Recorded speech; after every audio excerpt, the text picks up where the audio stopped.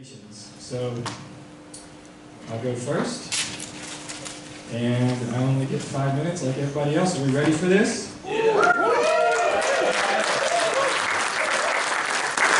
So my idea for repair, like I told everybody Friday, was thinking about E.T., the extraterrestrial, 1982 Atari 2600 game, and I've kind of made a small clone of that in RPG Maker called Quaver Come Home.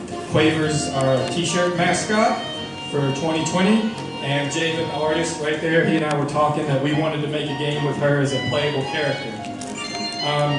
So one of the big challenges in RPG Maker that I've been curious about is it has a system where you draw a map, but let's say you had like a map of Middle Earth or something already, like an image file, and you wanted to have your map. Like, how would that work? So that's what I had in my head.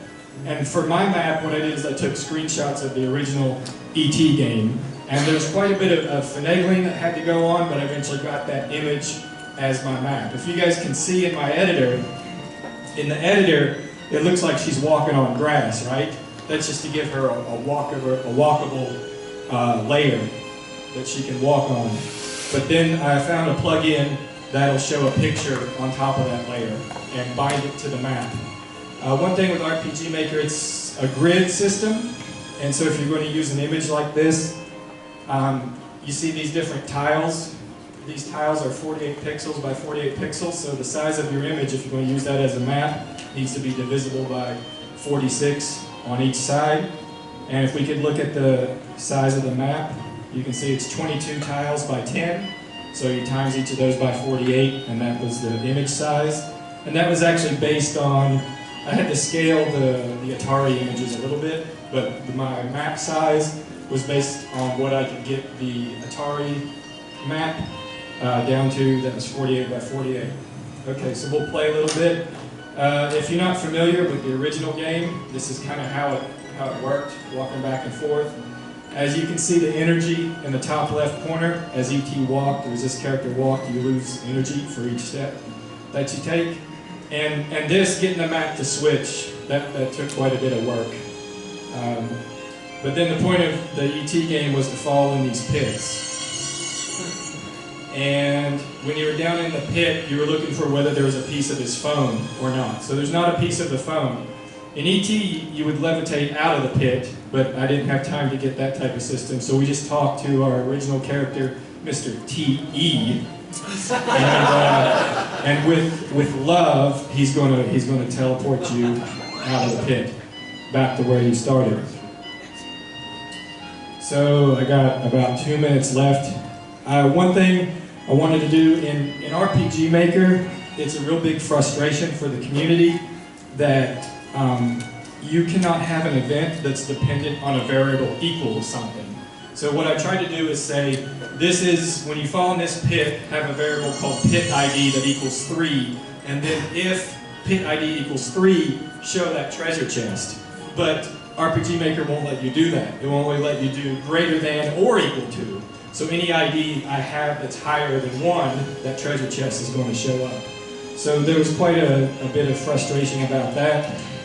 But you find a piece of the phone, TE's going to take you back out. And so because of that issue, I could not randomize what pits they were in. So I'm basically giving you all the whole game right here. Like there's not going to be any reason for anybody to play it now that I show you where the phone pieces are. So if anybody has any ideas about that, let me know. If you wanted to, there was Reese's Pieces in the original that would recharge your energy, and I gave players the choice before that. There's the last piece. Quaver's going to get it. If you notice, everything's spelled with a Q. Congratulations, you found all 3 pieces of Quaver's phone. Now she can call home for a ride. Boom. And that's the whole game loop. All right. So my game, as I presented earlier, was about basically connections. People are people are cloth, and you're a needle, and you're connecting people together with thread. that was sort of the idea that I came up with. And so, wasn't really sure how to implement it at first. Still kind of new to game development, but it's been an interesting ride. So, I used Unity, which I know the most of, and I essentially just made a flighting sim where you get the needle, and here it is.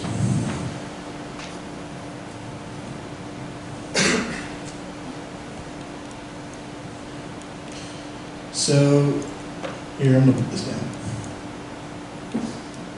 Use both hands. You guys still hear me? Yep. Yeah, all right. So you use your mouse to control and ASD to go faster, and also strafe.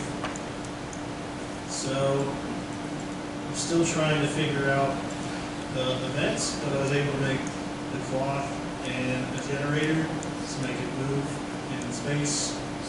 And the hardest mechanic was the flight. That was annoying. There was times where I was just spinning to foreverness. For the most part, this is what I did. So, yay.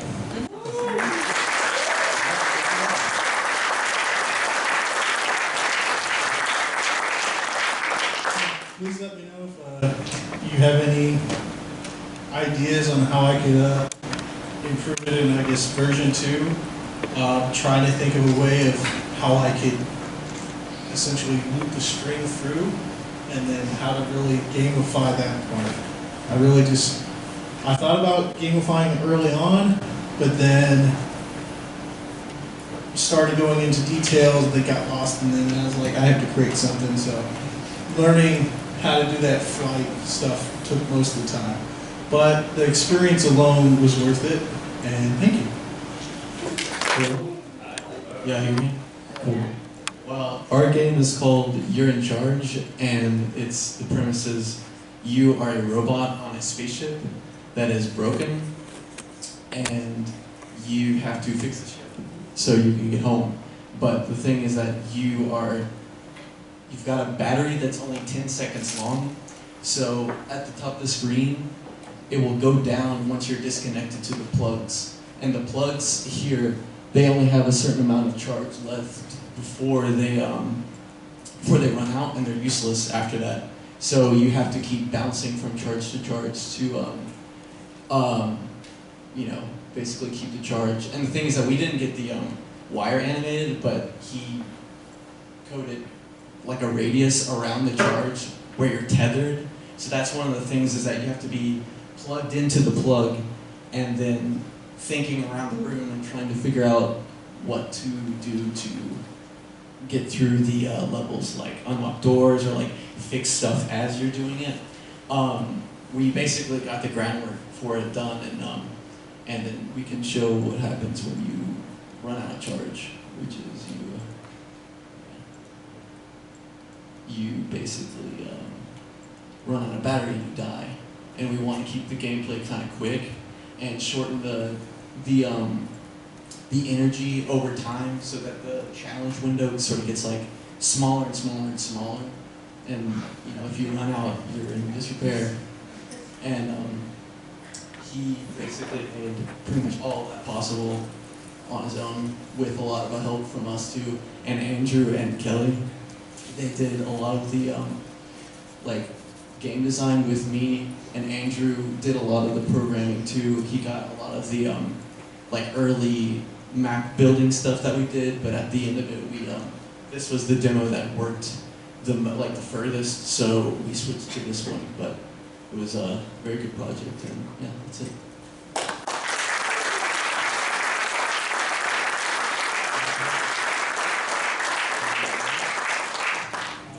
Good afternoon, I'm Monique Lester-Vale, and we are Flip Out.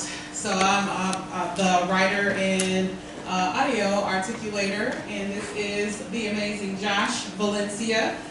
He is the animator as well as voice articulator, and Lindsay Garland, who is our original concept artist. So our particular game, we are Furutsu Ninja Master, and we are basically modeling the eldest living master ninja of the legendary family of Kamikawa, family of Minjin. So that means more than one. So basically our game, we're on the other side of a ninja who is slicing fruit, and instead we are repairing or mending the fruit.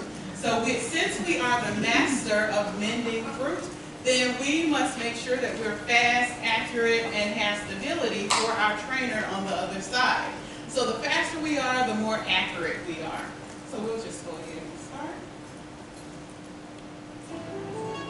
So with our game, our objective is that you would basically make sure that the faster the Ninja Master is, the more stronger and more strength that your apprentice would have or should have.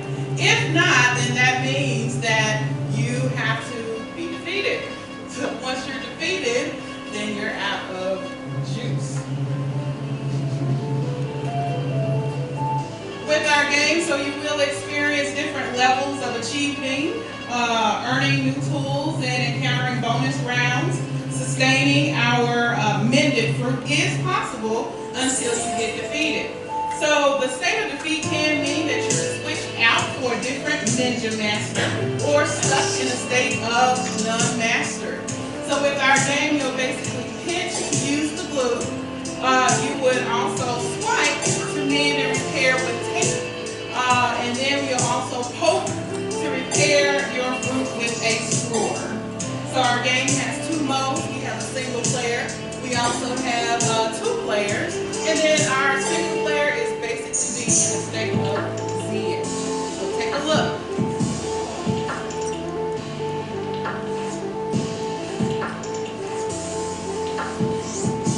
We're mending fruit here and we're pinching to bring our fruit back together to grow over the wall for our trainer to slice.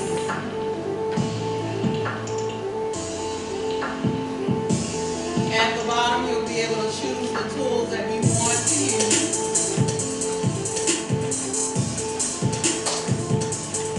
Once you pinch the fruit, it grows, and then it goes back over the wall.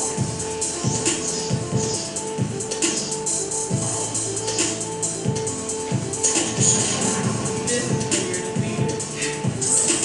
So you're not fast enough because of age, or because you're losing your skill. Furutsu Ninja Masters.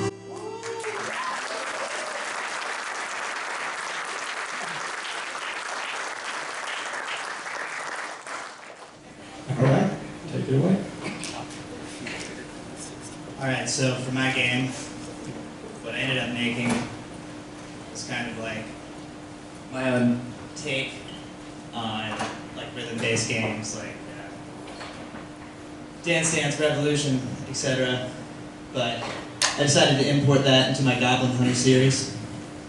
So Goblin Hunter has to fix the vibe amongst the goblin people, which he has previously committed horrible atrocities against. So I'm pretty much just going to play it from here and hope that it makes sense.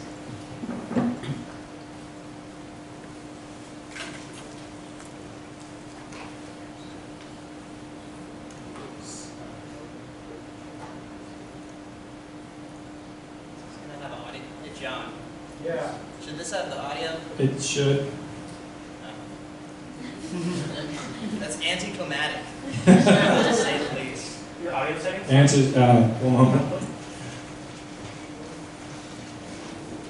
This can show other groups what you want for the audio is pressed on.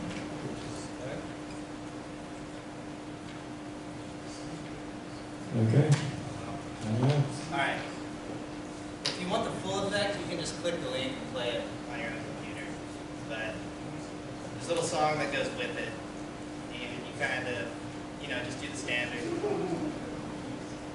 And try to kind of get a combo going. And eventually when you do, of speed up a little bit.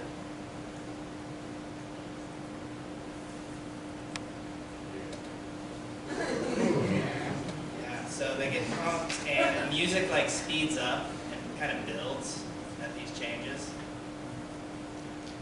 And it just kind of runs for like 3 minutes. You try to run the score up as high as you can. You know. Pretty standard. You've probably seen this mechanic before somewhere in a couple places. But I really enjoyed animating everything in here. Kind of trying to make myself laugh. Oh, we got right here. Uh-oh. Oh, you can hear it. Cool. There you go. It's special Goblin music.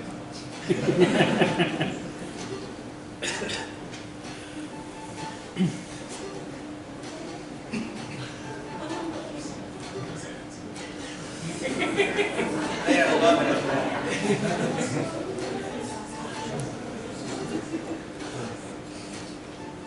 Yeah, pop dance around.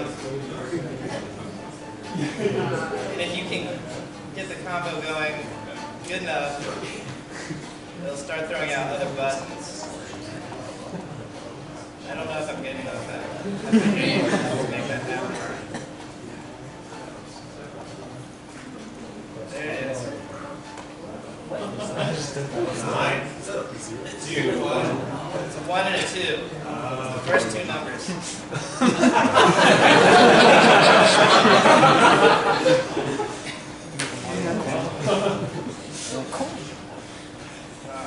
I couldn't keep it going.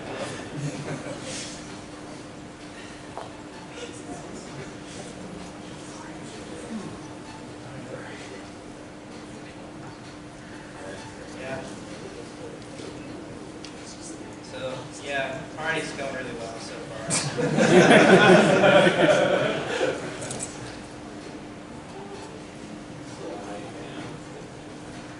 The coolest version of the song I don't think I'm going to be able to get to. I think I'm good enough.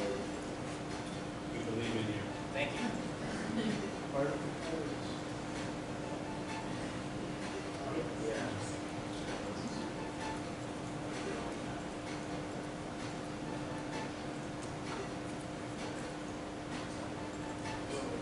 Set's over. Yeah.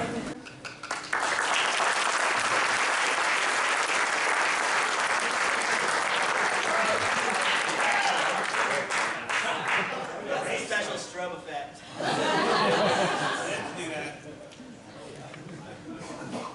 Thank you guys.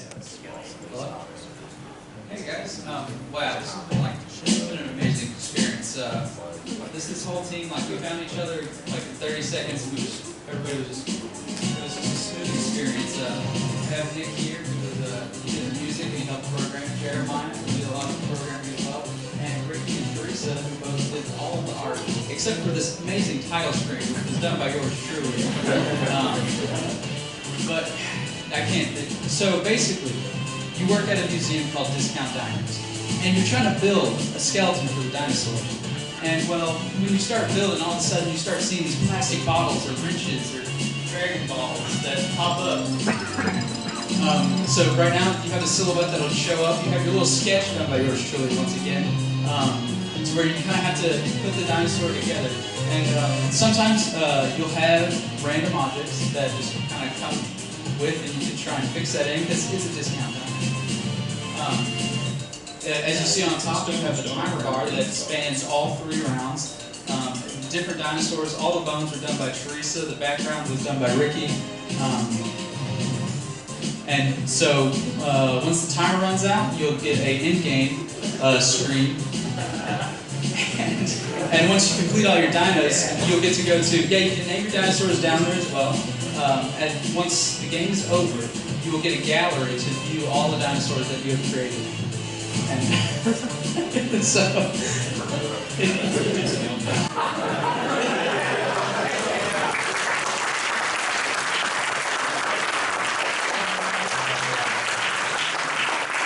and that's pretty much the game. But I had a fantastic, it was all made by Godot.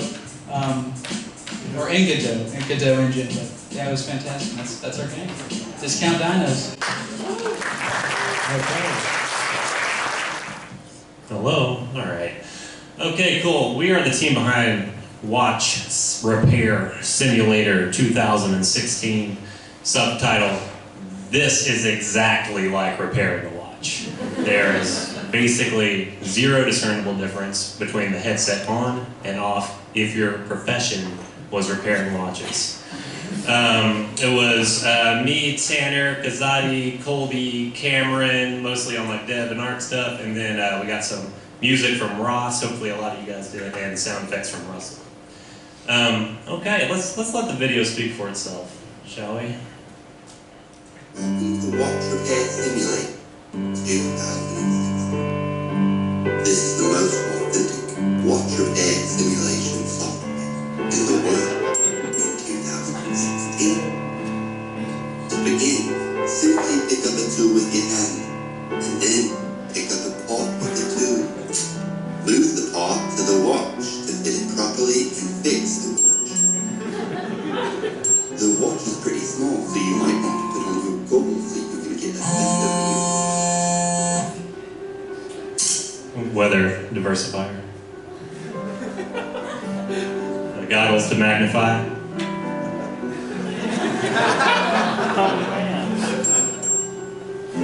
And then Abe is just crushing it over there with his giant watch.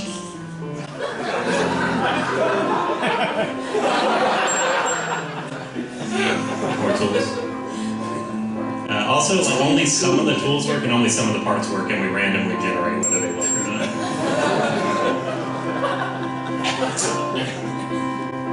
Yeah, precision. There it is.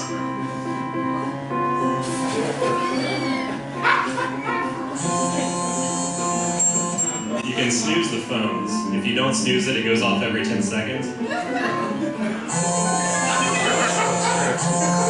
Oh yeah, some of the doors have phones. Abe is crushing it.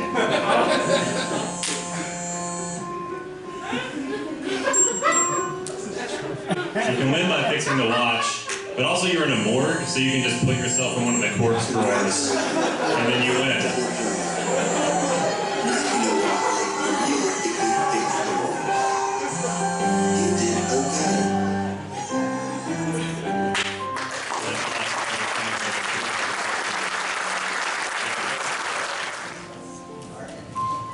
All right, there you go. Let's connect. Yeah, I gotta close this box. Hello, everyone. Let's not do that. Welcome to Spincent Van Gogh, the game where you play as a plucky spider who lives in a museum. He's grown fond of the art there. I guess some tragedy befell the museum. We haven't really talked about why the art is broken, but the art has shattered, and it's up to Spincent to spin a web to repair the artwork. Let's jump into it. Or anyone else like to? So as you can see, we got little Spincent the spider beginning his journey to fix this art piece. He can walk on any broken piece. He can pull those pieces together with his web. And that's the extent of the gameplay.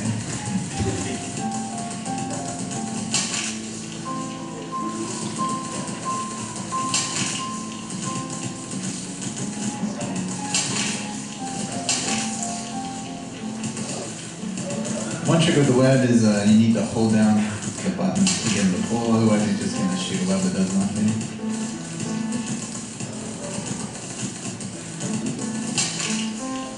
Score is evaluated by the audience. You can decide whether or not you like his finished product once he's declared it is finished.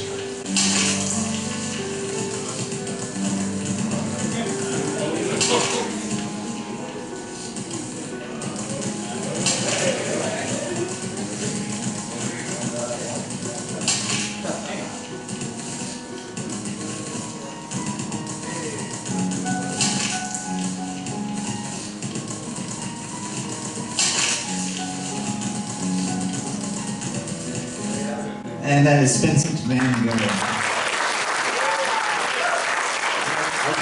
about how awesome this team was and how rare of an opportunity it is for me. I live in Chattanooga to get to work with 3D artists and sound guys. Shout outs to Ross, who did music for 5 teams. Incredible. He said relaxing museum piano and ended up with this beautiful piece, so thank you. Yeah, shout outs to these guys are all awesome.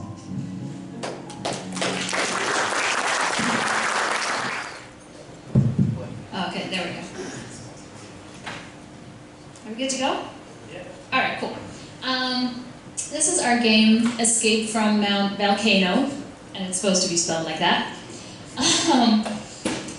It's a top-down strategy game, and basically the premise is that there's an island that's in danger of being flooded by lava because their volcano is erupting, and you are one of the villagers. They have a ship that they can use to escape the island, but it's broken. It got crushed by a rock flying from the volcano, so you have to gather some wood and repair the ship. Alright, so what you want to do is gather wood by chopping down trees. There are beautiful trees.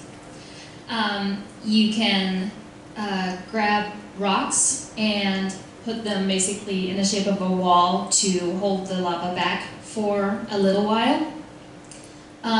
There's also a bridge connecting 2 parts of an island, and if the bridge gets destroyed, then you obviously don't have access to one of the parts of the island anymore. We have some pretty little huts that can also get crushed by volcanic rocks. And then all of our villagers can kind of talk to each other, so we have some random little lines that they'll say to each other. And also the player character itself gives some comments about like how the ship's coming along and a tiny bit of backstory about the island. Then you can, if you lose the game either if lava hits the ship and it gets destroyed, or when all villagers die. When the player character dies, you can actually still watch the other villagers run around and collect wood. And bag, yeah. And you win if you have enough wood gathered, obviously, and they can sail off into the sunset. There they are. And now we come to what we actually managed to get done, because we had a ton of technical difficulties, and a lot of what we wanted to put in the game didn't actually make it.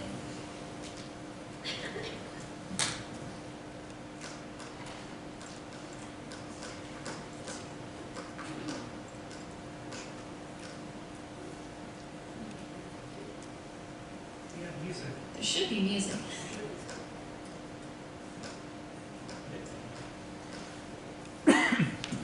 We're having some audio problems over here, but you can move around.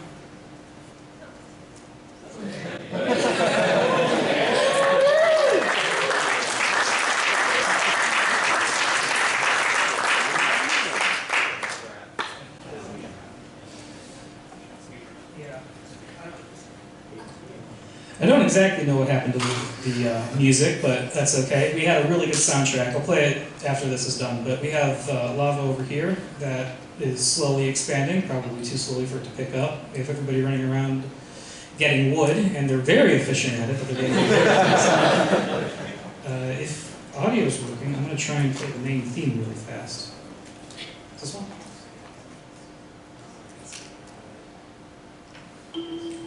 Okay, there we go.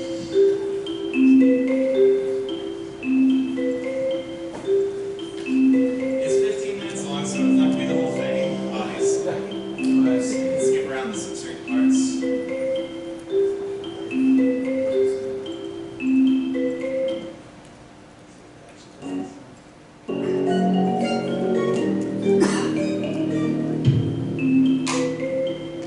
it gets kind of darker and more serious as you progress, and the lava just keeps expanding.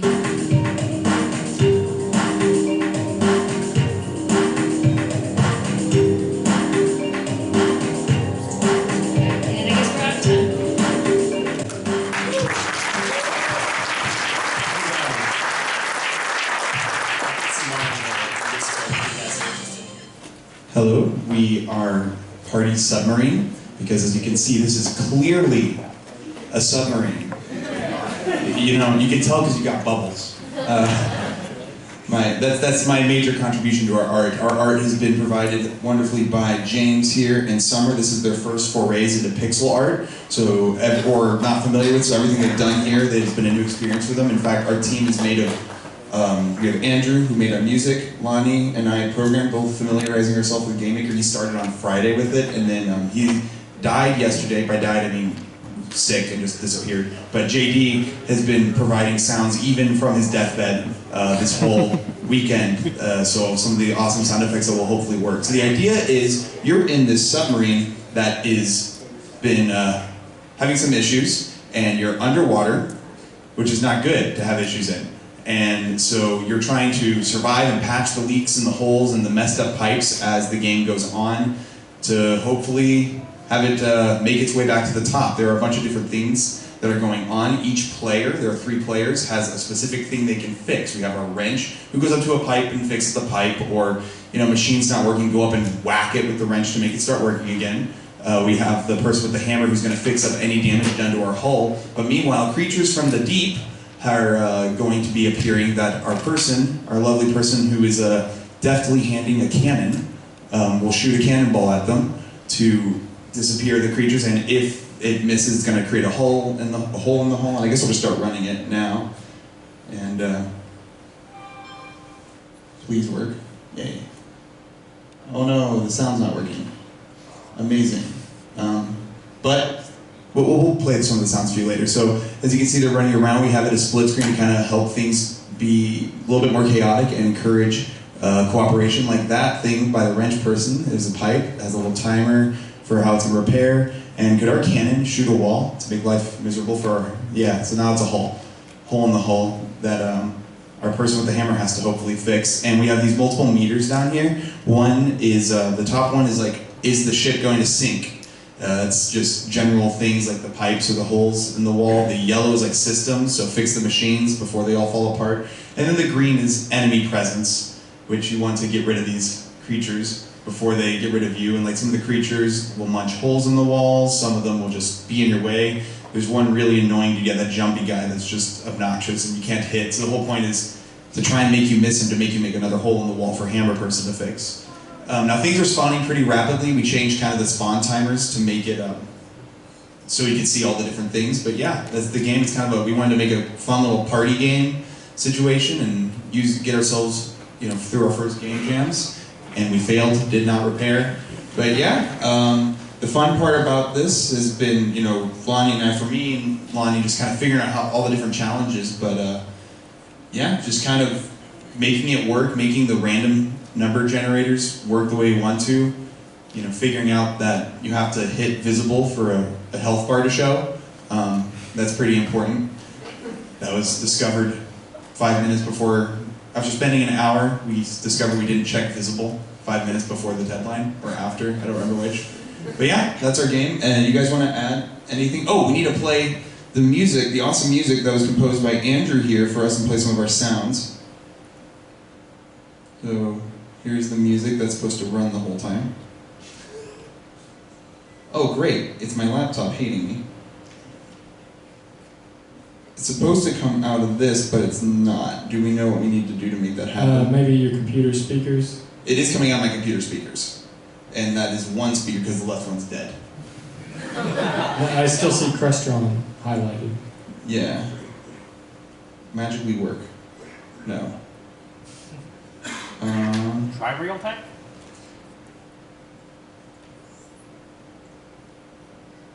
Yeah, switch it back and forth. No, switch it back and forth. So I just need to hit it with a wrench. Yeah.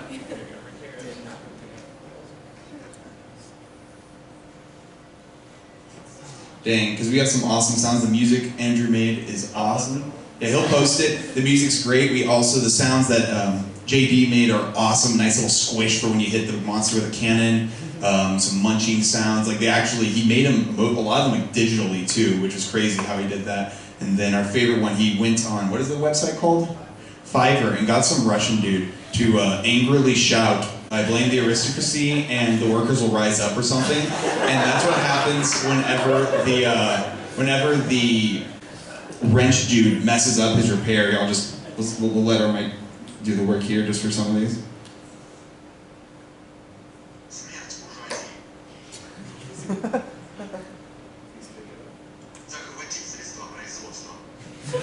So, yeah, we all live in a party submarine. Alright, so what we decided to do was sort of like, in a sense, like a robot therapy kind of game, but instead of fixing them like how you normally fix a robot, you fix this robot emotionally, because we all have hearts and emotional problems inside, and that's what we decided to do here. So, we're not quite complete with it. We had some music done by Aiden right here. He was amazing. He did the art. Osric as well helped with the art. Jacob helped me with writing. And so yeah, this is sort of kind of like, well, more. Let's just go ahead and just play that. It's on, but it's kind of weird. But yeah, we have different dialogue options, and through going through the dialogue options, you find pieces, and at the end you make this sort of, you do a puzzle to put all the pieces together, and it'll get the robot like a revelation. Oh, you have to find friends. Oh, you have to go to college. Stuff like that. So, it's silly. You can go to the flow chart that we have. We didn't, what we wanted to put for the dialogue options, we wanted to, middle button, what we wanted to do was sort of like have it so like it would all like branch out. All these dialogue options is what we had in mind. The symbols, they're weird, but it goes with a doc that we had that had all of the different responses for each symbol according to it. We also had various different sprites. If you could go to the presentation, yeah, right there. Just quick presents. Yeah, different sprites for recording. This is his sad face, his angry face. He's thinking, he's questionable and anxious and just normal. All of this was done by like on their phones by Aiden and Osric. It's actually kind of cool. We have no experience with game development, so this is a really, really fun experience and opening experience as to what we really have to work on first and what we really have to hammer home. This is some of the dialogue options that we had. Yeah, that is our game, EDM Emotionally Distressed Machines.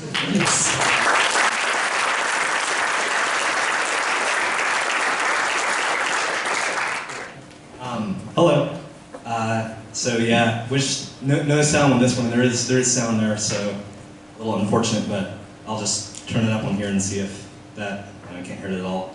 It is 2-player, but also the other controller port doesn't seem to be working on this machine, so I'll just play with 1 player. But the idea is you are a team of hammers, and you are the best team of hammers there is. You can fix anything. So people hire you to come into their houses and fix all the stuff that is broken. So you just bump it in the walls, and I'm going to put the mic down for a second because I need 2 hands to do this next move, which is a speed up. So.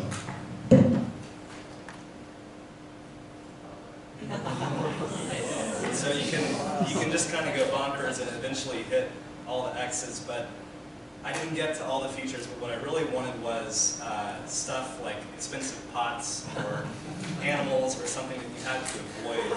So you couldn't just do that. And there would be a timer so that you either fix all the stuff or you don't. And then what I was imagining for the game loop would be that when you finish a heat, you're paid for everything you fix, and then you have to pay for everything you broke.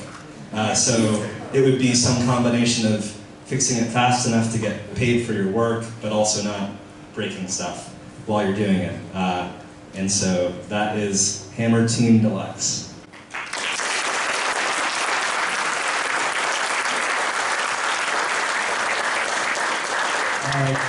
John, could you maybe tell us a little bit about Pico 8? Oh yeah, so this is Pico 8. We saw Garrett present in the same fantasy console. So it's, as you notice, the resolution is very small. It's 128 by 128 pixels.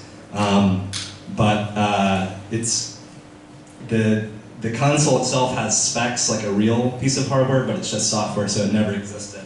And the result is that you get all these games that kind of have a similar feel.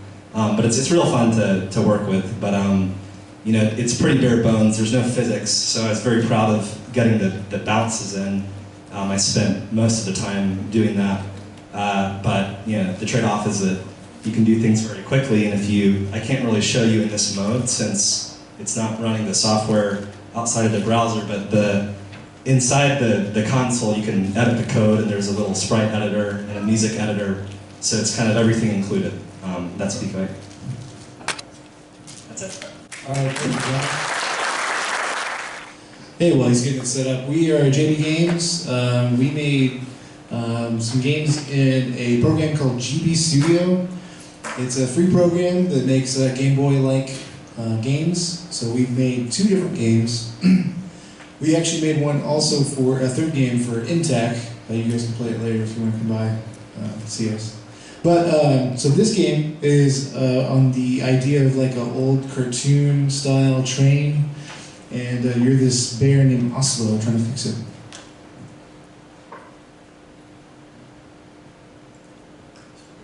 Alright, so you're playing as Oslo, walking around on the train tracks. Right before the train gets there, you got a little train timer at the bottom. If the train gets to the end, that means it's going to hit all these problems and it's not going to make it across. So you got 2 different tools. You got a saw and you got a hammer. And you're going to try to fix all the problems. Use the hammer to nail in some metal pieces. We tried to make some game music, but we're not skilled, and it has a specific format that you have to fit it in. And if you didn't notice, he's actually playing on a DS with an R4 modular flash chip, so you can put it in there. But the art, we tried to do a lot of old school cartoon kind of look to it, like Mickey Mouse inspired era, because we knew we had to work in a limited palette with the tools. So he has a little tool roll at the bottom of his face, kind of with expressions based on if you're doing well on repairing it or not. You get a little heart. But yeah, you got the timer at the bottom trying to repair it for the train tracks to come through, and you're gonna lose, see what happens. So there you go. Oslo didn't make it, and train didn't make it, so tried to just make repairs. So yeah, this is actually our family. This is my older brother and younger brother and my mom. We all worked together to make this game this weekend, and it was really fun. So that's Train for Repair. So you can play that actually on the browser, and it works right now if you want to try it. You don't have to have a DS or a flash card or anything. You can just play it right on there. You'll use different buttons than what's labeled. This says A and B. That's for the Game Boy. You'll use Z and X instead. Enter is start, so try that out. All right, and then we're going to run right into the next one, right? Or do you want to flip back and forth? I wanted to go back and forth. Okay, so cool. Just hang out there. Go to your stuff. And maybe tell us for like another 30 seconds about the Game Boy thing. Sure, so it's a visual programming language, which is really easy for us since we don't know programming. You just drag and drop different elements into it.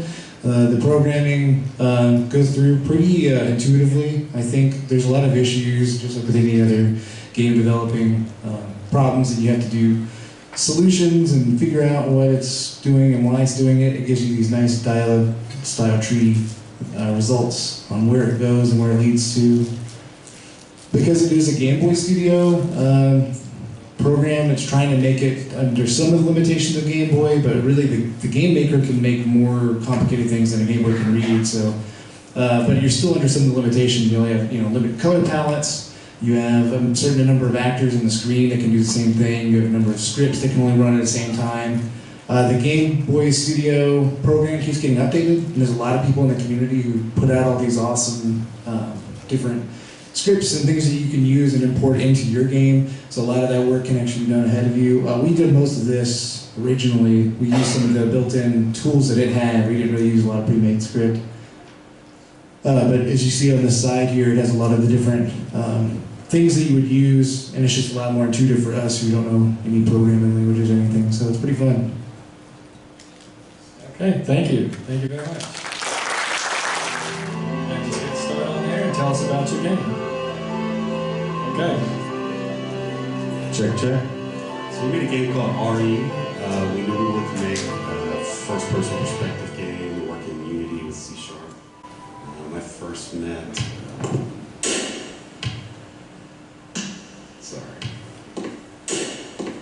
I met these two originally, and they were really passionate about an idea about a repairman strapped on a ship who's in a degrading orbit around a black hole. So he had 5 to 10 minutes to repair a certain number of sequence of things to start the generator and get out of it.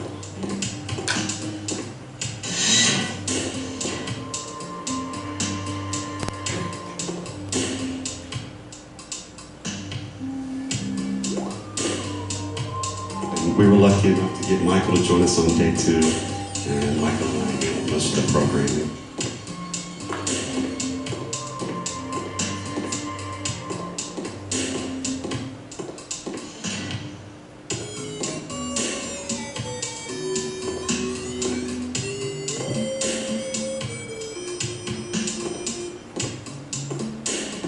So, I mean, ultimately, it's unfortunate we bit off a little bit too much that we could chew. We didn't get through a lot of our task list. So a lot of the story elements we'll probably be building over the next 30 to 60 days. We're going to try to finish it and publish it on Steam.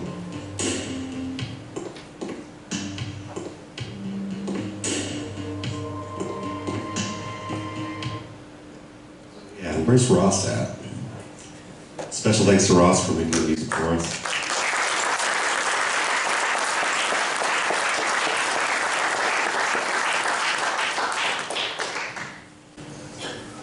So yeah, a bit more of what we'd like to go into is we actually, for the sake of the game jam, have cut down the content of the game to about roughly 1/7 what we'd like to see in there. So we definitely intend to expand on this.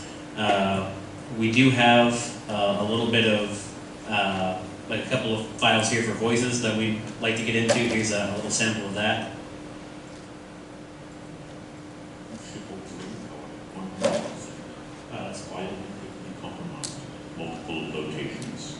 Multiple internal airlock malfunctions. Fires at multiple locations. Halon 5 suppressing leaks at multiple locations. Gamma radiation at dangerous levels at reactor room. Reactor sustained critical damage. Running diagnostics as background task. Reaching event horizon in 32 minutes. If you plan to escape with the ship, I recommend moving to lower levels to gather materials to repair the reactor. Use the RED0 Mark 1 to help you navigate, as the damage is rather extensive.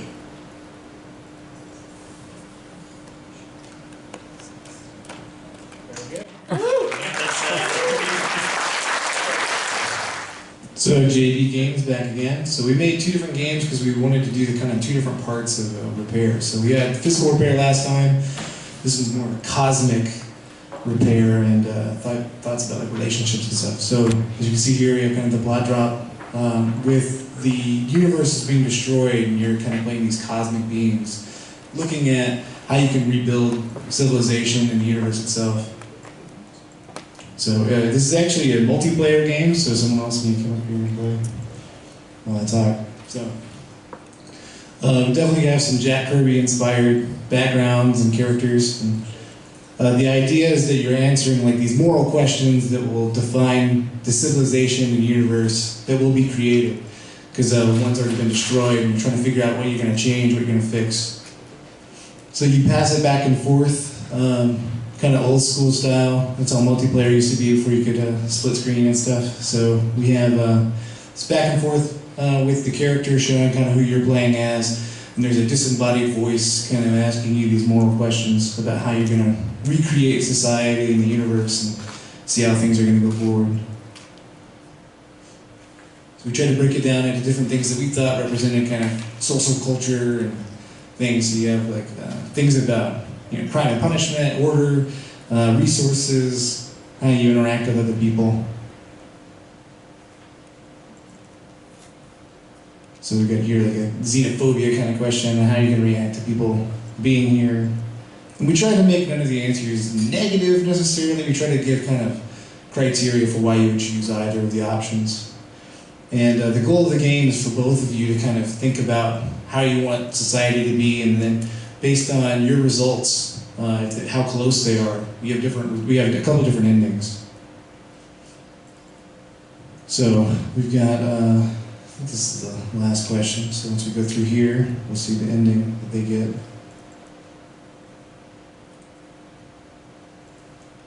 So passing it back and forth.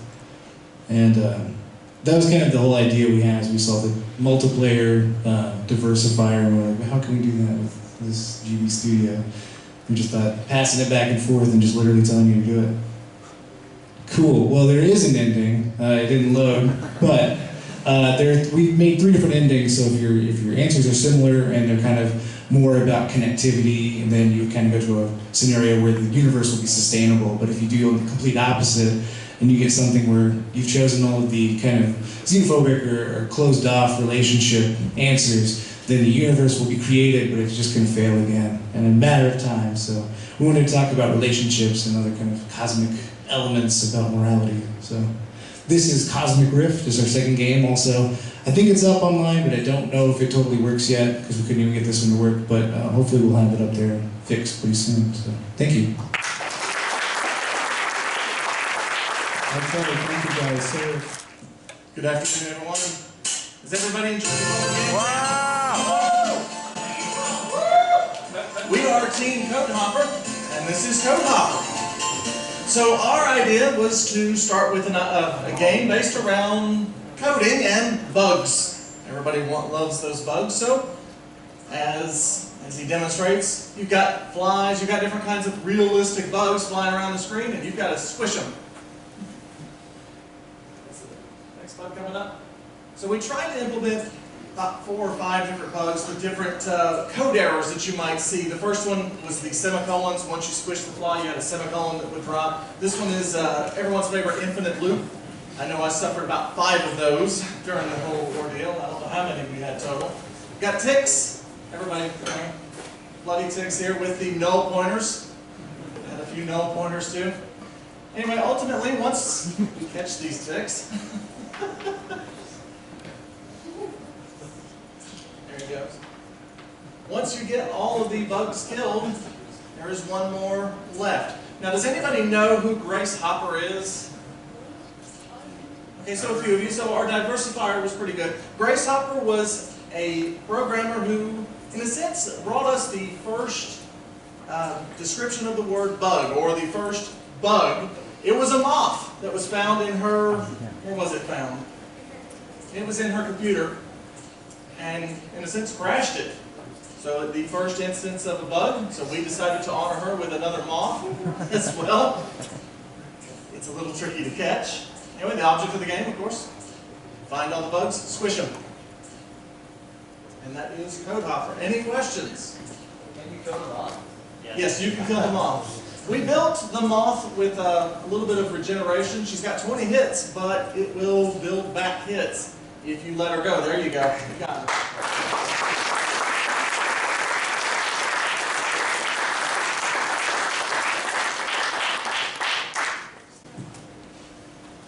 Okay. Good. We have a question, I think. The art.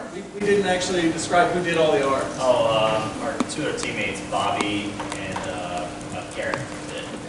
That sounds gorgeous. Yes. Well, it is. I agree. Anyway, that is Code Hopper. Hello, everyone. My name is Taylor, and I'm on Team Save the Kids. I'm also a team with Justin and his daughter Maya. Unfortunately, they're not here today, but we also have some great help from Ross, who helped with sound design. So that's really great. So basically, the idea behind this game is we're thinking about like a post-apocalyptic type of world where the whole world's just kind of covered with trash. And so basically, sorry, you can play this without having instructions. So the goats, you're trying to save the baby goats, and they're trapped in the trash right now. So we place a bunch of trash. You have to run from the oozes. If you run into the oozes, they'll kill you. But the problem is, and you also want to eat as much trash as possible, because the trash can spawn more oozes, and then the oozes will leave behind more trash. So really trying to clean up the environment, and basically you're repairing the environment along with your family. And so once you get all 5 of your baby goats, then you have to make your way back up to the barn. And so that's when you get to win the game. But there is a glitch in our game right now, whereas you could actually go up to the barn without actually having the kids. But really, so Justin did all the programming. Maya did a lot of the animations. I did some of the objects that you could collide with, just because I don't have a whole lot of experience with art design or anything like that. But it's been a really cool experience. My first game jam, and just getting to see all this and how this game came together, something we could be really proud of.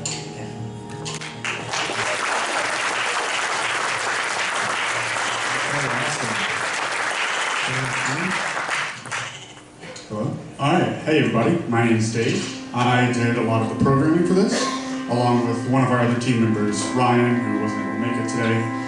We have Steven, who did he did all of the art that you're going to see. He also did the music.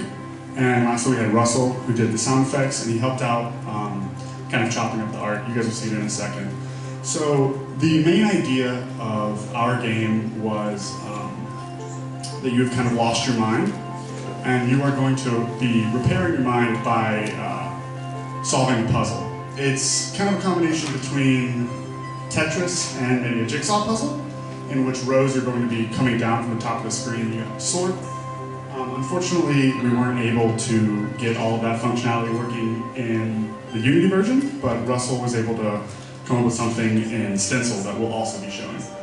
So, as you can see here, the idea is that rows are going to fall down, and you will be kind of organizing them.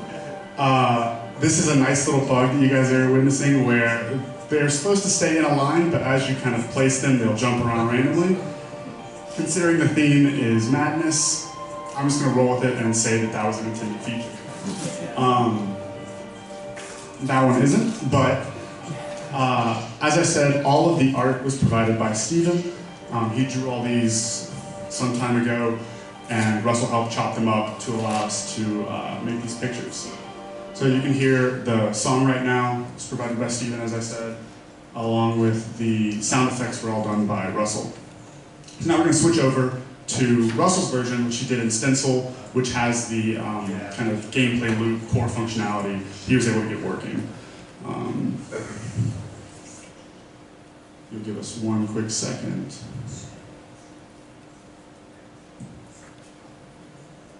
So we developed this game with the idea of kind of porting it to mobile devices. So here we go. They're meant to stay in line with each other, right? Like stay completely, all in the same plane. And the idea is you can grab the row or column from anywhere, above or below what you're actually editing. Once they hit the ground, for the first row, once it hits the ground, you're no longer able to edit it. In the future, once a row has been capped, once a row is on top of another, then you will no longer be able to edit it. That provides a little bit of a time limit. You can kind of see the time ticking down to know about how much longer you have. You also have the ability to quick swipe, I guess, a row down to the bottom if you think that you've got it, the way you want it. As you can see, the idea would be to kind of build up this entire picture.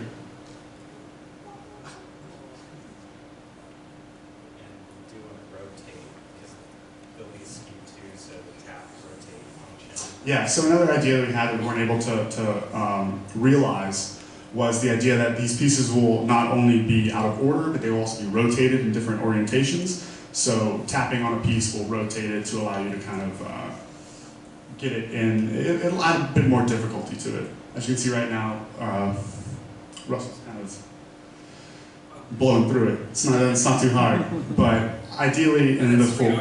Yeah. So that was our project. Yeah.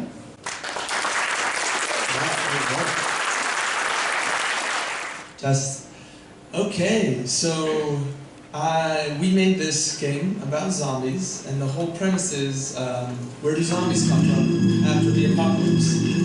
So yeah, I'll have our writer kind of read you guys off a little bit of the story. It's okay.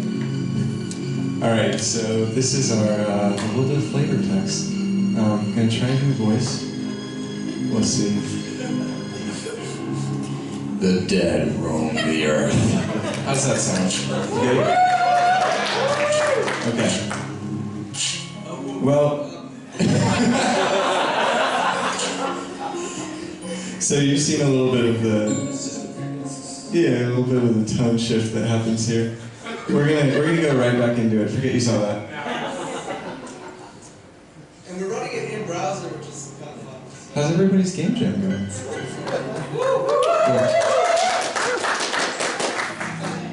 All right. The dead roam the earth. Humanity is nearing extinction. They are losing the fight. And now, their last hope at survival is extinguished. As the dead find a way to multiply their numbers. It's Zombuilder. So this is our game. We worked really hard on it. Thank you. We had a big team. We were extremely lucky. Yeah, I'll turn it over to Han to talk about. I'll keep talking. Listen, I love this on my voice. Okay, so this is our lucky couple. They really want to make their family of two a family of three. Hey Doc, thanks for making our dreams come true. We can't afford the best body parts in town. But as long as our sweet angel helps bring about the destruction of the human race, we're not picky. Surprise us. And now we build the zombie. This is how, it's very Build-A-Bear. This is how you make this is where zombies come from. We had a ton of art. It was all amazing. We had to cull through some of it and kind of pick and choose, but you can see some of it up there. That we've got all these different arms and legs, and what you basically do is you sort through and build a character that way. This is some of our amazing music. We had two composers. We were extremely lucky. This is Heaven's music. Drew did what you heard on the intro screen. Alice here did a lot of the art, but also so did Hein, and also so did Hans. And we let him remember Chris, he's not here right now, that also worked on art. And then our incredible programming team is Jason, Rich, Dexter, and they are wizards, and I don't know exactly what they did, but boy did they do it. We're happy with this. Yes. And now we have to stitch it together. And this is our mini game. Essentially, it's we don't have a needle in there, but you're a needle moving around, and you have thread, and you're stitching the skin together. And you did it. Look how happy they are. She has your father's eyes. I'm really glad we saved those when we ate them. Precious memories. Welcome to the world.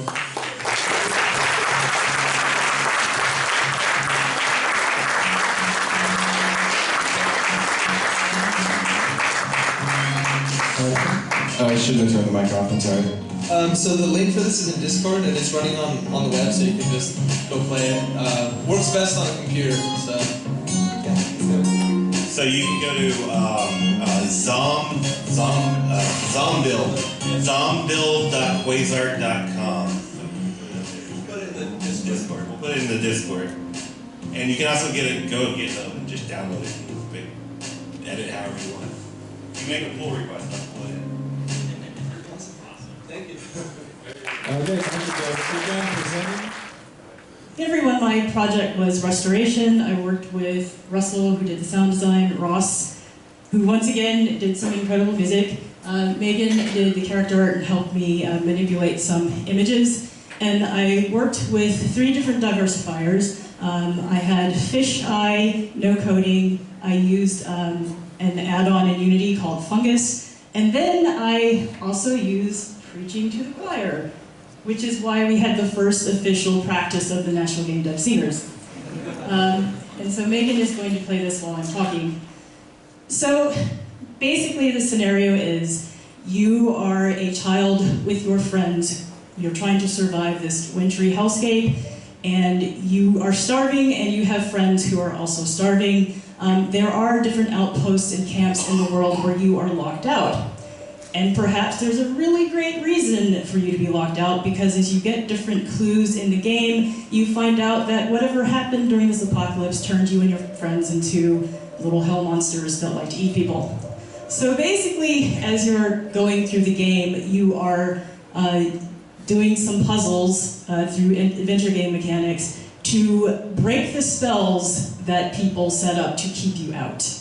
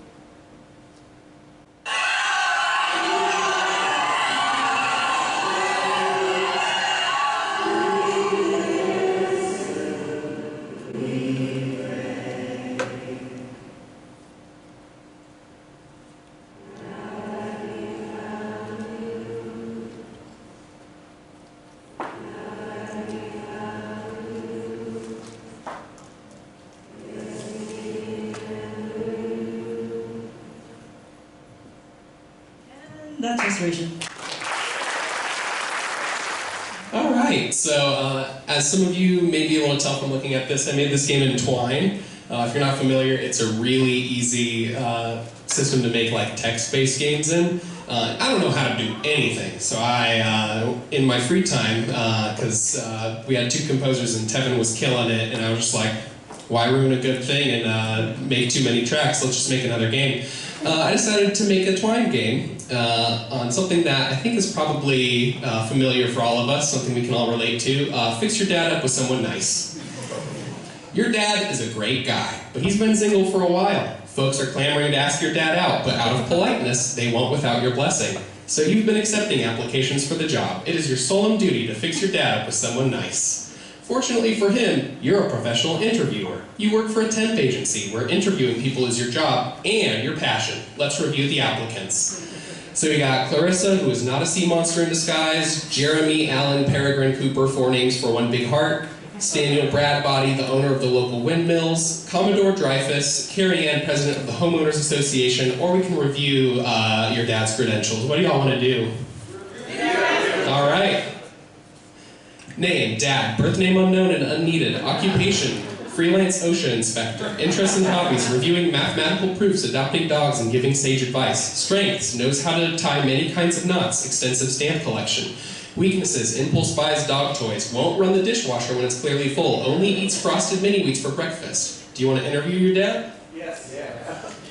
Well, if it isn't my sweet bundle of joy, I am your father, and I am proud to say that you bring blessings into my life every time you walk in the room. How can I help you today? So we can ask if dogs understand human language, or for some fatherly wisdom.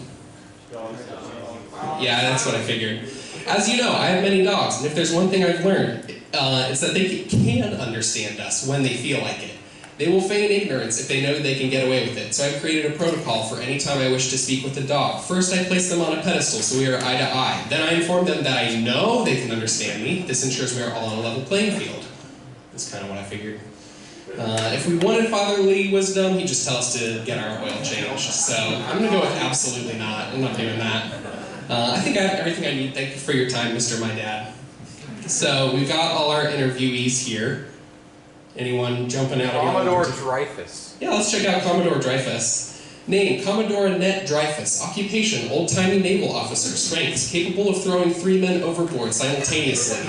Weaknesses, underdeveloped sense of morality, possible scurvy. I don't actually have the interview. She's the only one that I didn't finish the interview with, so just got the application. You got it. Wait, maybe did I make the medical doctor and president of the Homeowners Association? Okay, yeah, I forgot writing this. As your eyes return to center, you realize Carrie Ann has suddenly appeared directly in front of you. This is normal behavior from her. I am here for your father's hand. Will you grant it? I am not my father's keeper. Correct. I am pleased to see you are of sound mind. She is flipping the script. You are the interviewer in this situation. Time to leave. It would be longer, but I was running out of time. All right. Clarissa, who is not a sea monster. Name, Clarissa. Occupation, just a regular job, like taxes? Strengths, Olympic level swimmer, excellent hunter. Weaknesses, slightly fishy. Let's interview Clarissa. Clarissa bursts through the room, Kool-Aid Man style. She is 35 feet tall and covered in blue scales. She seems nice enough. Hello, I am Clarissa. I work in an industry that provides money that I may persist. Lots of typos, sorry about that. I do regular things in my free time. Don't even talk to me until I've inhaled my morning coffee, am I right? Let's ask her, let's clear up that this is my office. Okay. Welcome to my office. Glad we settled that. If you took my dad on a date, where would you go? Oh, somewhere normal, like the beach, or the nearby peat bog. Perfect. Yes, Santa Claus. Me and that man go way back. I know him well, and that is all I have to say on the matter. So, that's pretty much all that Clarissa has to say. If we talk to Jeremy Allen Peregrine Cooper, 4 names for 1 big heart. Hello, my name is Jeremy Allen Peregrine Cooper. I have 4 names, but just 1 very big heart. Occupation, I have a great personality, and the state pays me a living wage just to hang out and talk to people. I can do 3 cartwheels in a row. Technically, I can do more, but then I get dizzy, so I don't normally do that. Weaknesses, I lack most knowledge. So yeah, I'm about to run out of time, so we'll call it there, but my goal, I wanted to make it so that you could grant 1 person your blessing to ask your dad out, and maybe a month from now, I'll figure out how to do that. All right, thank you. All right.